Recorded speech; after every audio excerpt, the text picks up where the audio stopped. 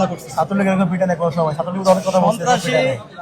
আজকে আমি বিসিরে ফোন দিছি, প্রক্টরে ফোন দিছি।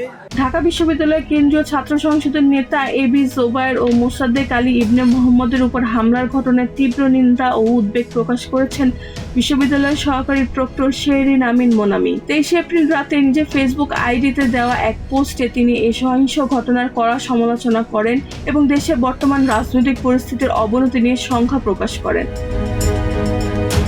পোস্টে শেহরিন আমিন মোনামি উল্লেখ করেন, রাজনৈতিক অঙ্গনে একসময় লীগের ব্যবহৃত সেই পুরনো ও কুৎসিত বয়ান আবারও ফিরে আসছে। তার মতে এ ধরনের ন্যারেটিভ তৈরি করে ছাত্র রাজনীতিকে নতুনভাবে অপরাধ হিসেবে উপস্থাপনের প্রবণতা লক্ষ্য করা যাচ্ছে। তিনি আরও বলেন, সম্প্রতি এই সহিংসতা সমাজে গভীর অবক্ষয়ের প্রতিছবি। সেই একই ভয়ঙ্কর ছায়া যেন আবারও মাথাচাড়া দিয়ে উঠছে। এভাবে তিনি বর্তমান পরিস্থিতি বর্ণনা করেন।